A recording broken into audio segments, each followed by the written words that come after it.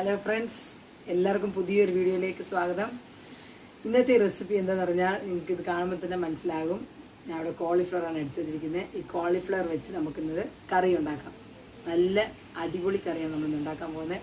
ഈ ചോറിൻ്റെ കൂടെയും ചപ്പാത്തിയുടെ കൂടെയൊക്കെ നല്ല രുചിയുള്ളൊരു കറിയാണ്. എന്നാൽ വീഡിയോയിലോട്ട് പോയാലോ? എന്നാൽ നമ്മുടെ റെസിപ്പി ഉണ്ടാക്കാൻ തുടങ്ങിയാലോ? അതിനുവേണ്ടി ചെറിയൊരു കോളിഫ്ലവർ ഞാൻ അവിടെ എടുത്ത് വെച്ചിട്ടുണ്ട്. ചെറിയ കഷ്ണങ്ങളായിട്ട് നമുക്ക് ആദ്യം ഒന്ന് മുറിച്ചെടുക്കാം. ചെറിയ കഷ്ണങ്ങളായി മുറിച്ചെടുത്ത ശേഷം ഒരു ചൂടുവെള്ളം, കുറച്ച് ചൂടുവെള്ളം, നമുക്ക് നല്ല തിളയ്ക്കാറായ വെള്ളം, ഏകദേശം തിളയ്ക്കാറായ വെള്ളം, അതിനകത്തോട്ട് കുറച്ച് മഞ്ഞൾപ്പൊടി, ഒരു അര സ്പൂൺ മഞ്ഞൾപ്പൊടിയും കുറച്ച് ഉപ്പും കൂടെ ഇട്ട് ഈ കോളിഫ്ലവർ അതിനകത്തോട്ട് നമുക്കൊന്ന് ഒരു 5-7 മിനിറ്റ് നമുക്ക് അതിനകത്തോട്ടൊന്ന് കുതിർത്ത് വെക്കണം. എന്താ പറഞ്ഞാൽ ഈ കോളിഫ്ലവറിനകത്ത് ചെറിയ ചെറിയ പുഴുക്കളൊക്കെ കാണും, നമ്മുടെ കണ്ണിന് കാണാൻ പറ്റാത്ത ചെറിയ പുഴുക്കളൊക്കെ കാണാം. അതൊന്ന് ചത്തുപോകാൻ വേണ്ടി നമ്മളിതുപോലെ ഉപ്പും മഞ്ഞൾപ്പൊടിയും ഇട്ട് നല്ല ചൂടുവെള്ളത്തിലോട്ട് നമുക്കൊന്ന് കുറച്ച് നേരം സോക്ക് ചെയ്ത് വെക്കണം.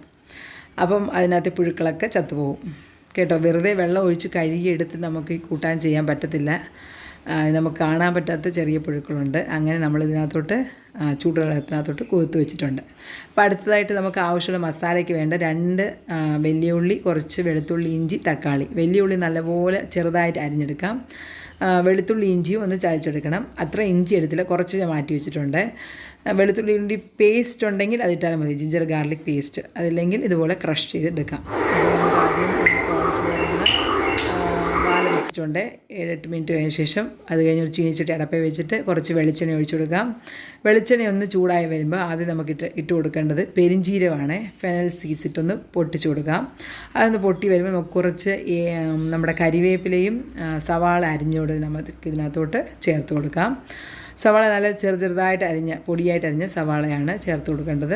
അത് നല്ലപോലെ നല്ല ഗോൾഡൻ ബ്രൗൺ കളറാണ്, നല്ല മൂത്ത് വരണം.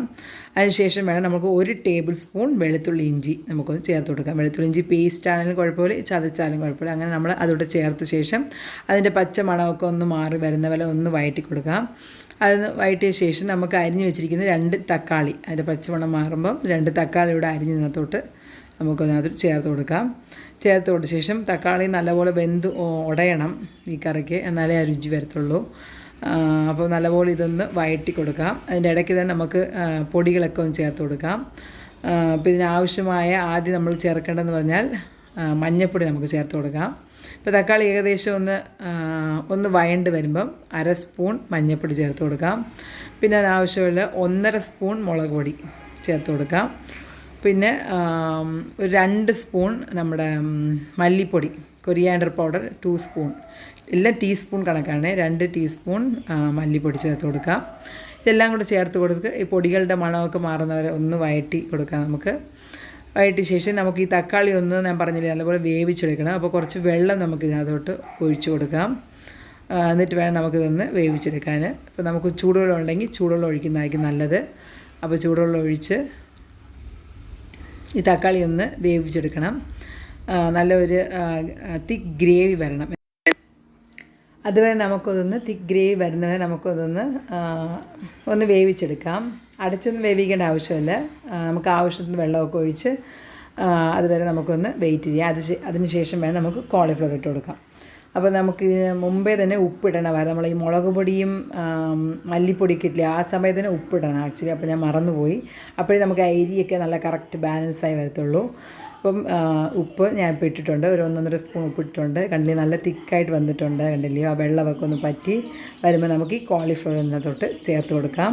കോളിഫ്ലവർ ചേർത്ത ശേഷം ഒരു 2-3 മിനിറ്റെങ്കിലും ഒന്ന് ഇളക്കി കൊടുക്കണം. ഉടനെ അങ്ങ് അടച്ച് വെക്കരുത്. ആ മസാല എല്ലാം ഒന്ന് പിടിപ്പിക്കാൻ വേണ്ടി ഒരു 2-3 മിനിറ്റ് നമുക്കൊന്ന് ഇളക്കി കൊടുക്കാം.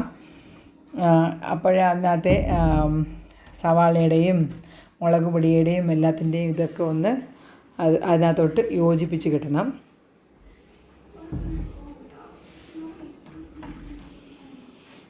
ഇപ്പോൾ നല്ലൊരു മണം വരുന്നുണ്ട്.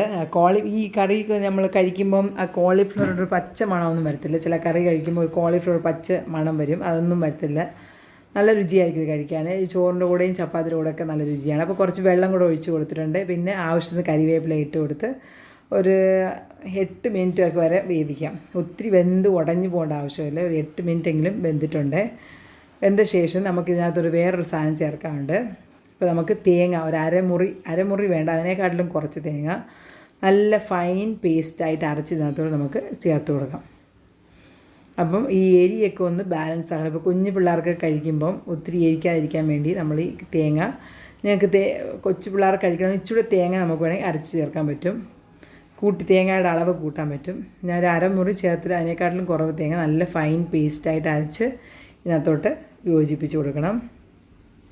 ഇതിനടുത്ത് പ്രധാനപ്പെട്ട സാധനം എന്ന് പറഞ്ഞാൽ നമ്മളിതിനകത്തൊരു 1 ടേബിൾ സ്പൂൺ അല്ല 1 ടീസ്പൂൺ പെപ്പർ പൗഡർ, കുരുമുളക് പൊടി നമ്മളിതിനകത്തോട്ട് ചേർത്ത് കൊടുക്കുന്നുണ്ട്. 1 ടീസ്പൂൺ കുരുമുളക് പൊടി, നല്ല ഫ്രഷായിട്ട് ഞാനിപ്പം പൊടിച്ചെടുത്ത കുരുമുളക് പൊടിയാണ് ചേർക്കുന്നത്. അതും ചേർത്ത് കൊടുക്കാം.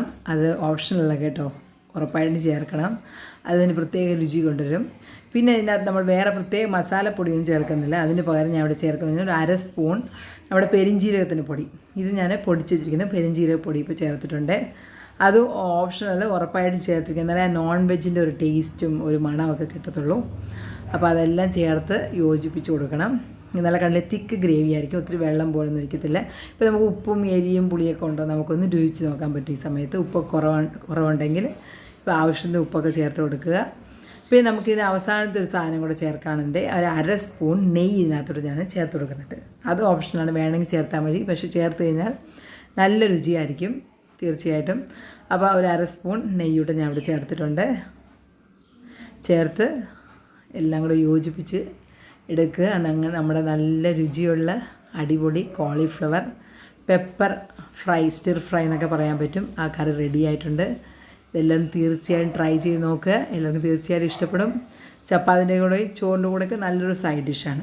എന്നാൽ വീഡിയോ ഇഷ്ടപ്പെട്ടെങ്കിൽ ലൈക്ക് ചെയ്യാനും ഷെയർ ചെയ്യാനും കമൻറ്റ് ചെയ്യാനും മറക്കരുത്. എന്നാൽ അടുത്ത വീഡിയോ കാണുന്നവരെ ബൈ ബൈ.